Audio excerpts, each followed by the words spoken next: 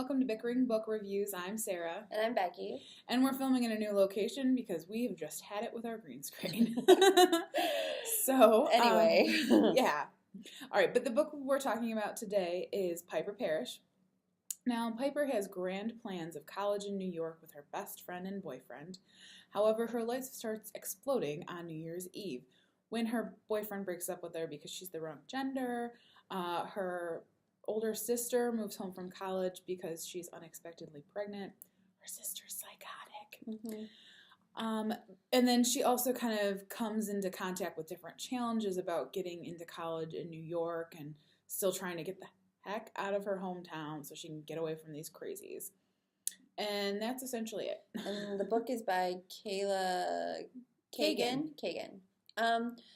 So I was not a fan of Piper Parrish in so many ways. Like, I wasn't a fan of the book, but I also wasn't a fan of the character Piper Parrish. It's told through her narration, and I guess it's a realistic narration, but it's one of those, if you interacted with this person, you would want to choke her.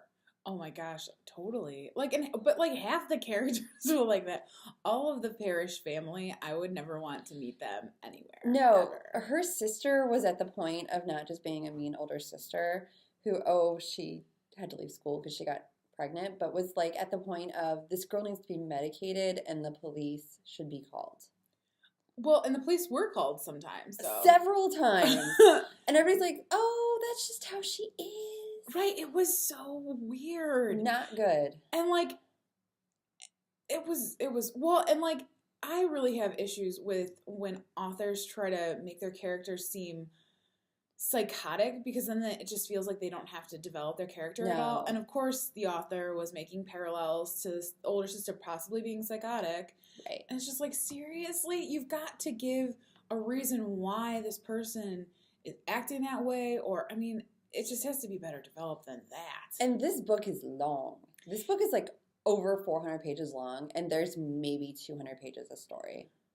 Well, because there's a lot of white space to it. There is. I didn't like the way it was set up. It's trying to be very artistic, and it just didn't work for me.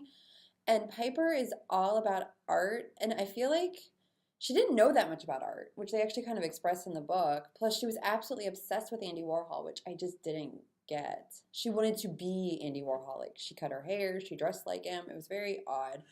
Though, that maybe because she's in this crazy family situation, like maybe that's why. I don't know. I wasn't a fan of the book either, and I don't think her art was stellar in any way, shape, or form. But I also don't think that she's surrounded by artist friends. I don't think that their art was very kind of compelling, or how are they all going to get into this New York school of art doing what they're doing? Like, the one friend is like a crafter. Right.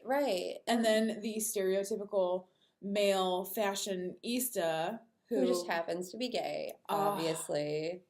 Because straight guys don't like fashion? No, impossible. No.